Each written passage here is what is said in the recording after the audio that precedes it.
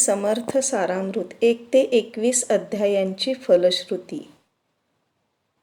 अध्याय पहिला. या अध्यायाच्या वाचनाने उपासकाच्या चित्तवृत्ती या स्थिर होतील, त्याच्या घरी सुख, शांती, संपदा नांदेल. अध्याय दुसरा. या अध्यायाच्या वाचनाने उपासकास सद्गुरूंच्या कृपेचा प्रसाद लाभेल. अध्याय तिसरा.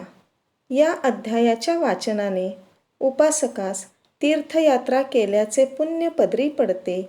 श्री दत्तात्रयांचे, श्री स्वामींचे दर्शनास जावे अशी इच्छा मनात निर्माण होते. अध्याय चौथा. या अध्यायाच्या वाचनाने उपासकाच्या मनातील संशय दूर होतात. त्याचे मन सद्गुरू भक्तीत रममाण होते. अध्याय पाचवा. या अध्यायाच्या वाचनाने उपासकाची त्याचे सद्गुरू चरणांवर दृढ श्रद्धा राहील. भक्त भाविकांच्या मनात शुद्ध निर्मळ भक्तिभाव जागेल. अध्याय सहावा. या अध्यायाच्या वाचनाने उपासकाच्या मनात जर सत्तेची गुर्मी, संपत्तीचा माज, मनात खोट्या प्रतिष्ठेचा अहंकार असेल तर तो दूर होईल. अध्याय सातवा. या अध्यायाच्या वाचनाने उपासकाच्या मनातला अहंकार दूर होऊन त्याच्या मनातील भगवंतावरची निष्ठा, भक्ती व प्रेम वाढेल. अध्याय आठवा. या अध्यायाच्या वाचनाने उपासकाला त्याच्या पूर्वकर्माचा त्रास होणार नाही, त्यास बाहेरची बाधा होणार नाही, झाल्यास त्याचे निवारण होईल. अध्याय नववा. या अध्यायाच्या वाचनाने उपासकाच्या हातून परोपकार, पुण्यकर्म, दानधर्म इत्यादी गोष्टी घडतील व पदरी पुण्य पडेल. अध्याय दहावा. या अध्यायाच्या वाचनाने उपासकास उत्तम अशा संततीचा लाभ होईल. अध्याय अकरावा. या अध्यायाच्या वाचनाने उपासकाच्या मनातील सद्गुरूंवरचे प्रेम अधिक वृद्धिंगत होईल, त्यास गुरुसेवेची संधी मिळेल. अध्याय बारावा. या अध्यायाच्या वाचनाने उपासकास सद्गुरूंच्या सहवासात राहून त्यांची सेवा करण्याचे भाग्य मिळते. अध्याय तेरावा.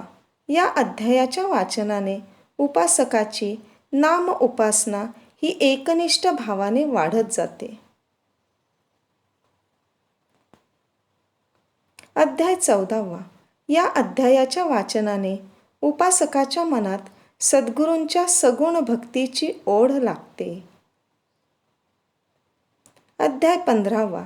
या अध्यायाच्या वाचनाने उपासकाचे प्रापंचिक दैन्य, दुःख दूर होते, त्यास धनसंपत्तीचा लाभ होतो.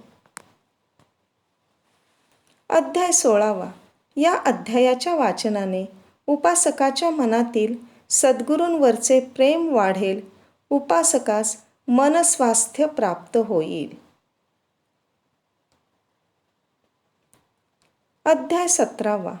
या अध्यायाच्या वाचनाने स्वामींच्या कृपेने उपासकाचा संसार, प्रपंच सुखाचा होईल, त्याच्या सांसारिक समस्या दूर होतील. अध्याय 18वा. या अध्यायाच्या वाचनाने उपासकाच्या संततीकडून उचित धर्माचरण घडेल, उचित परंपरा सांभाळली जाईल. अध्याय 19वा. या अध्यायाच्या वाचनाने उपासकाच्या मनाची चंचल वृत्ती स्थिर होते, एकाग्रता प्राप्त होते. अध्याय 20वा. या अध्यायाच्या वाचनाने उपासकाच्या संततीचे कडून उचित धर्माचरण घडेल, उचित परंपरा सांभाळली जाईल. अध्याय 21वा. या अध्यायाच्या वाचनाने उपासकावर श्री स्वामींची कृपा होते, त्याचा सर्वतोपरी उत्कर्ष होतोस, त्या स्वानंद सुखाची व मोक्षाची प्राप्ती होते. श्री स्वामी समर्थ. जय जय स्वामी समर्थ.